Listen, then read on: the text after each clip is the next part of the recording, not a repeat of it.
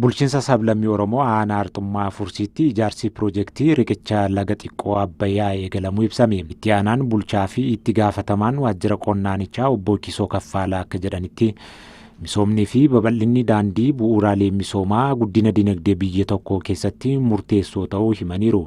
Kanaafis misoomni galma badhaadhinaa hunda galeessaa dhugoomsuuf qabamee hojjetamaa jiru milkeessuuf hojiin bu'uuraalee misoomaa dhimma xiyyeeffannoon kennameef hojjetamaa jiru ta'uu ibsaniiru.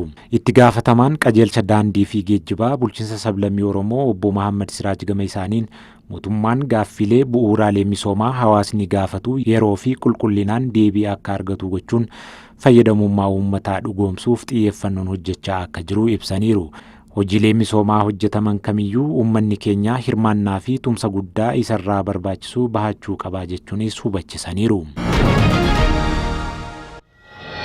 ተፈጥሮ ሀብት ልማት ስራ የምንሰራበት በዋነኛነት የተፈጥሮ ሚዛንን ለመጠበቅና የአገርን እድገት የኢኮኖሚ እድገት እና የአጠቃላይ የቤተሰብን ገቢ ለማሻሻል ነው የምንሰራበት። hojiin eegumsa biyyee fi bishaanii naannoo Amaaraatti hojjetamee bu'aa qabatamaa fiduu ibsame.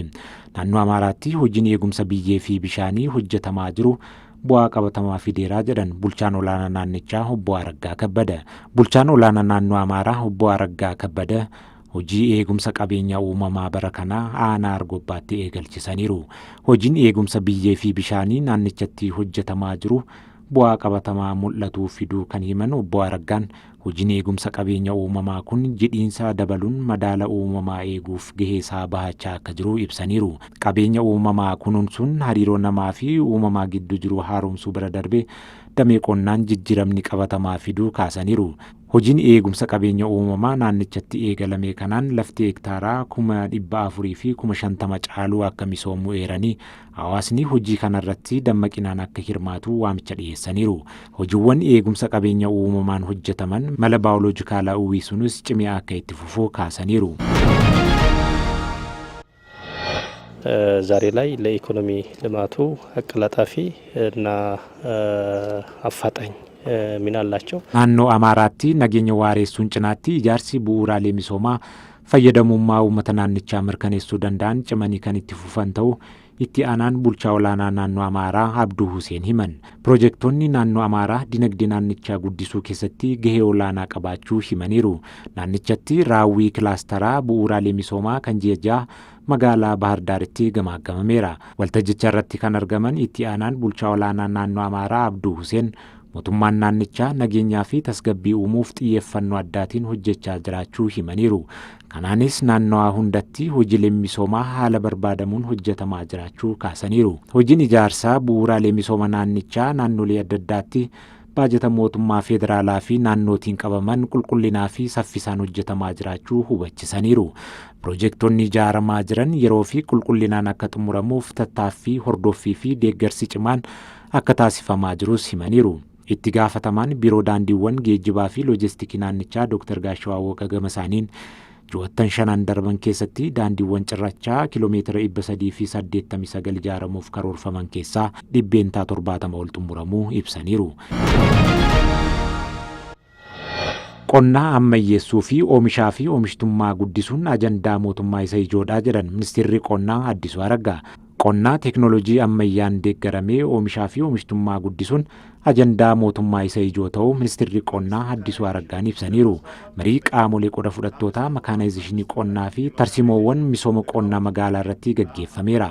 Ministeerri qonnaa Addisuu Araggaa mootummaan damee qonnaa teeknooloojii ammayyaatiin deeggaruun bu'aa qabeessaa taasisuuf kutannoon hojjechaa jira jedhaniiru. Mootummaan damicha ammayyeessuun oomishaa fi oomishtummaa guddisuu akkasumas nyaataan of danda'u ajandaa ijoo taasisuun hojjechaa jiraachuu himaniiru. Tarsimoon makaanaayizeshinii qonnaa qophaa'unsaa qonni akka ammayyaa'uu fi adeemsi oomishaa fi gabaa gidduu jiru gabaabsuun qooda olaanaa qabaachuu kaasaniiru. Maashinaroonni makaanaayizeshinii qaraxarraa bilisaan akka galan taasifamuu fi tiraaktaroota dabalatee kombaayinoroonni hedduun qonnaan bulaa biraan gahuu dubbataniiru.